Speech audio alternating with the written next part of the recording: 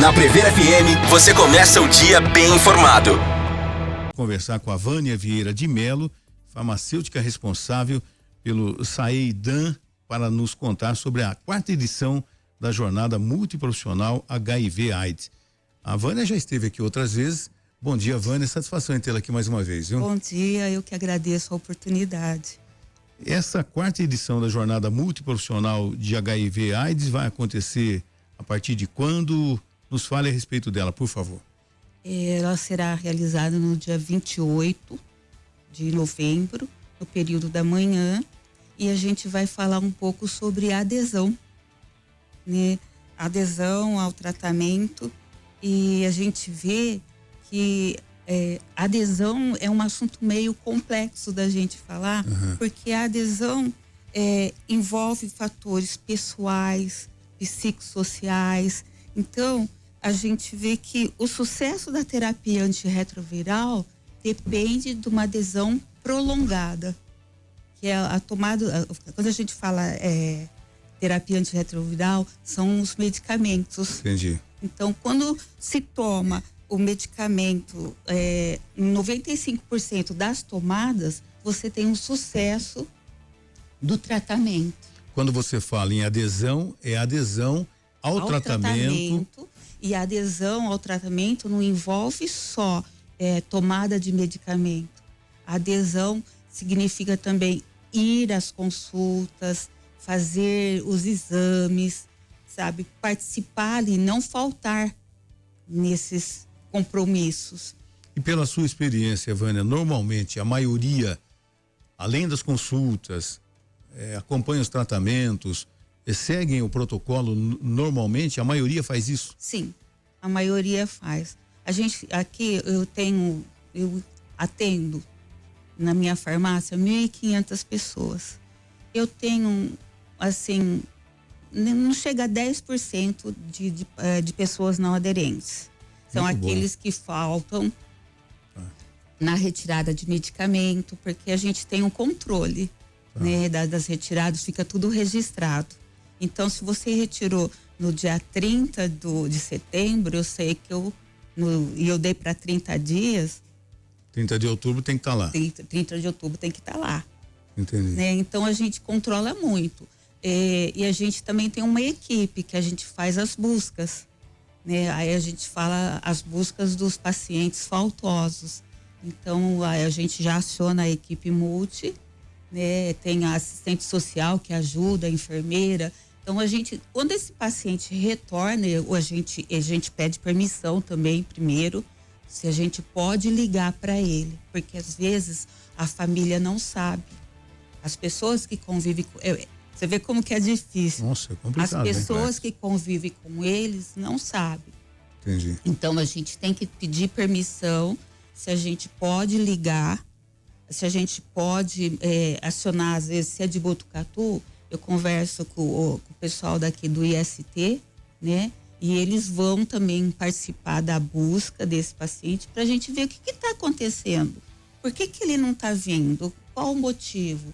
Ele entrou em depressão? Ele teve uma discriminação? Porque tudo isso envolve a não adesão. O que vem de resposta nessas perguntas? O que geralmente leva a pessoa a não buscar? Tem uns que falam, eu cansei de tomar remédio. Nossa. Eu não estou bem, eu entrei em depressão. E aí a gente tem que já acolher esse paciente, fazer um acolhimento, falar assim, não, você volta, agora o tratamento está muito mais fácil. Quando eu entrei a trabalhar lá, eu sou um pouco antiga no SAI, tá? Os pacientes tomavam de 15 a 20 comprimidos. O que tomava menos era 8 comprimidos por dia. Hoje ele toma 1. Que é o que chamavam de coquetel antigamente. O coquetel nada mais é do que uma junção de várias classes de medicamento para combater o vírus. E hoje a gente tem 2 classes no mesmo comprimido. Toma um só. Um só. Todos? Não todos. Não todos. Alguns tomam mais? Alguns tomam mais, mas os que tomam mais, assim, são os mais antigos. Eles tiveram mudanças, né, de muitas classes. Alguns tomam. Mas assim, a maioria, vamos pôr assim, hoje toma de 3 a 1 comprimido, né? Então a gente vê que se ele não toma o medicamento corretamente, aumenta-se o número de comprimidos para a gente combater o vírus. Então, por isso que a gente fala, o tratamento hoje ficou muito fácil. E aí, quando essa pessoa retorna, a gente acolhe, entra a equipe multi, né? Entra assistente social que vai conversar com ele para ver se ele está tendo algum problema financeiro, alguma coisa, para ela ver onde ela pode encaminhar. A psicóloga vai entrar também. Nós da farmácia, a gente também já tenta fazer uma maneira mais fácil para ele pegar. Às vezes ele tem dificuldade de buscar o medicamento. Deslocamento, né? Deslocamento. E aí a gente conversa com o setor de motorista da cidade dele e a gente fala, olha, vamos fazer assim, você deixa todos os seus formulários aqui, ele passa aqui, a gente vai e leva para você no posto de saúde mais próximo. Então isso a gente faz para melhorar a adesão. Tem que ser um serviço proativo, né? Não tenho dúvida. Não tem como ser aquele que fica atrás do balcão esperando. Não. Eu fiquei imaginando aqui, Vânia, quando você falou, quando o paciente de repente não compareceu e vocês têm todo o cuidado, todo o critério para ligar para esse paciente, porque às vezes a família não sabe. Eu fico imaginando como fica a cabeça desse paciente em estar ali, teoricamente, convivendo com a família, e a família não sabe que ele passa por um tratamento, que ele requer alguns cuidados e tudo mais, que o setor de psicologia de vocês, a psicóloga que atende também, tem um trabalho redobrado, né? Tem o trabalho, porque assim, a gente tem que respeitar. A gente não pode também falar para a família o que ele tem, né? É ele que tem. Então, o que a gente vai fazendo? A gente vai trabalhando, porque isso, olha, você imagina o sofrimento dessa pessoa, né? Eu tenho um HIV, eu não tenho para quem falar. Aí a gente vai trabalhando e muitas das vezes ele fala assim, teve um paciente que eu, numa consulta, que a gente faz consulta farmacêutica também, né? Para ver se ele se ele tá tendo uma adesão, qual a dificuldade, se ele tem efeito colateral. Porque antigamente eles largavam porque eles tinham muito efeito colateral. Tinha remédio que dava diarreia. E essas diarreias não é uma diarreia que dá para você correr no banheiro. Teve um paciente que me relatou, ele falou assim, eu estava no shopping, eu tive a diarreia. Eu fiz cocô nas calças. Eu fui no banheiro. Eu lavei a minha calça no vaso sanitário.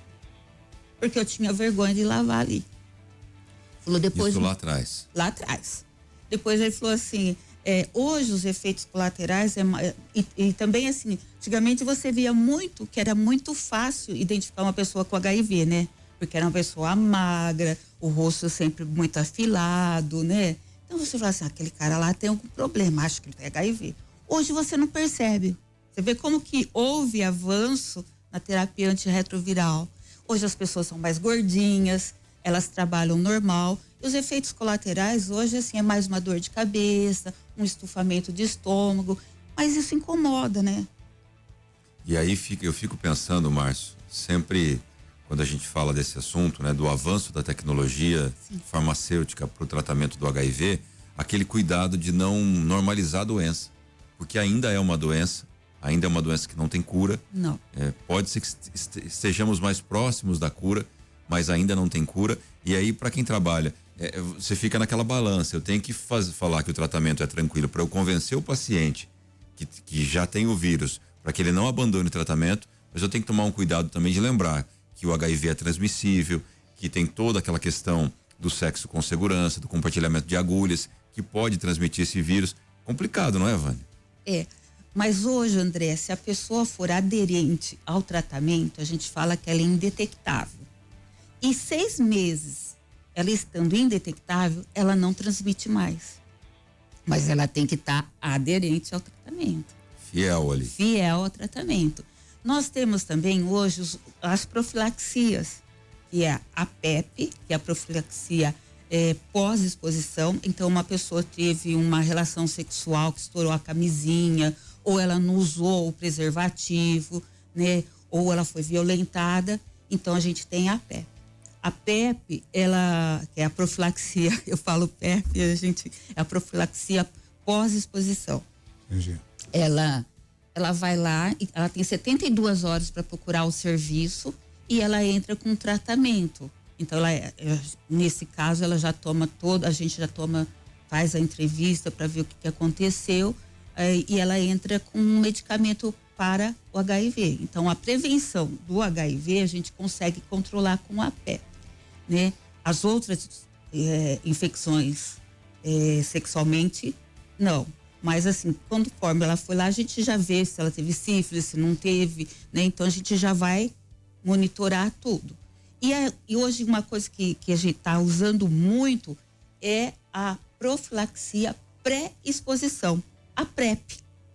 Então a pessoa não tem HIV, mas ela tem assim uma vida, não sei se é assim, uma vida de risco. Falar desregrado eu acho que é meio punitivo, né? Então ela tem uma vida desregrada. Então assim, ela participa de grupos, de sexos de grupo, ela tem vários parceiros, então ela toma a PrEP. E isso está diminuindo muito a transmissão do HIV. E aí de novo vai para essa balança. O HIV está controlado, mas as outras doenças não. Não. Então as pessoas, eu tô com o HIV controlado, vou fazer o que eu quero. Aí se esquece da sífilis, de outras doenças. Da hepatite, da gonorreia, das clamídias, né? Então, assim, toma-se o medicamento, a PrEP, né? Da PrEP, que é um comprimido só, mas esquece as outras infecções sexualmente. Lembrar sempre de usar o preservativo. Então, o preservativo ainda é importante. Né? Eu tô vendo aqui até no cronograma aqui, eu vi que uma das palestras vai falar sobre a situação específica das comunidades vulneráveis. Isso interfere no tratamento, no seu ponto de vista? As vulneráveis, sim, alguns sim. Por exemplo, hoje nós temos um ambulatório para pessoas privadas de liberdade. Então, já pensou se ele está lá no presídio e não tem tratamento? Então, hoje a gente tem um ambulatório. E essas pessoas trans, profissionais do sexo, a gente tem que ter um acolhimento maior, para que elas não se sintam discriminadas e se sintam acolhidas. Porque é o que eu sempre falo para eles. Nós não estamos aqui para te julgar. Nós estamos aqui para te ajudar. Então, as pessoas com isso, André, a gente consegue que ela retorne. Mas a gente tem que estar, os usuários de droga, esses daí são muito fáceis de abandono. Fala assim, eu não quero. Ontem mesmo eu atendi uma menina que 21 anos. Ela pegou do parceiro, né, que transmitiu para ela, e ela não se conforma. Ela ficou 1 ano sem outro tratamento. E ontem nós conseguimos que ela viesse. Aí eu conversando com ela, eu falei assim, viu, mas o que aconteceu? Você estava vindo certinho. Ela falou, caí nas drogas. Nossa. Falei, mas ela falou, eu fui pra rua. Eu falei, mas você tem casa para morar? Ela falou assim, tem, eu moro com meus irmãos. Meus irmãos não deixam eu trabalhar. Eles querem que eu fique em casa, eles me sustentam, eles me pagam tudo, me dão de tudo, mas eu caí nas drogas, eu fui pra rua. Eu falei assim, mas então vamos conversar, ver o que é. Ela falou assim, eu não suporto olhar o medicamento, porque me lembra a doença. É um preconceito da própria pessoa. Da própria pessoa. É a aceitação, é muito difícil. Então, assim, a gente já encaminhou ela para psicóloga, ela vai voltar. E essa pessoa, assim, normalmente o meu estoque, às vezes, é suficiente para 90 dias. Então, tudo isso envolve. Essa dispensação de 90 dias ajudou muito, porque ele não precisa estar vindo sempre no nosso serviço. Antigamente, eu não tinha estoque. Entendi. Então, ele tinha que vir todos os meses. Então, se imagina, vir todo mês só para pegar medicamento. Então, para aquele que é aderente, a gente dá para 90 dias. Hoje, infelizmente, tem alguns medicamentos que eu não tenho para 90 dias, então eu tenho que dar para 30, né? Agora, essas pessoas que não são aderentes, a gente faz tudo mais curto. Então, eu entrego para 30 dias. Quando ela volta, a gente senta e conversa de novo. As consultas delas também são... As consultas hoje para o tratamento do HIV são de 6 em 6 meses. Então, ele vem, a cada 6 meses faz uma coleta de sangue, faz a consulta e já sai com medicamento para 3 meses. Ele volta daqui 3 meses para retirar novamente mais 90 dias. Então, assim, a gente procura fazer de tal forma que ele se sinta acolhido, né? Eu tenho um paciente, você vê, que mora em São José dos Campos. Tem um paciente que é de Santos, tem um paciente de São Paulo. Então, eles falam que... Eu falei assim, mas por que vocês não pegam lá, faz o tratamento lá? Não, eu gosto daqui. Que bom. Ô Vânia, só para no finalzinho já, a falta de conhecimento, o preconceito, o autopreconceito, inclusive, continuam presentes? Sim, continuam. Até agora eu trouxe uns relatos pro Leandro, que eu pedi para alguns pacientes fazerem um relato para mim. De quando eles começaram, porque como a gente vai falar de adesão na nossa jornada, e todos esses relatos, eles ainda tem um que fala assim, a minha família sabe, mas eu não conto para mais ninguém, porque o preconceito ainda é muito presente e a gente se sente discriminado. E eu quero ter uma vida normal, eu tenho um trabalho normal, que eu lido com pessoas, e se eu falar, com certeza eu vou ficar desempregado. Que coisa. Ainda é muito presente o preconceito por falta de conhecimento. De conhecimento, verdade. Você ouviu Primeiro Jornal Previr FM.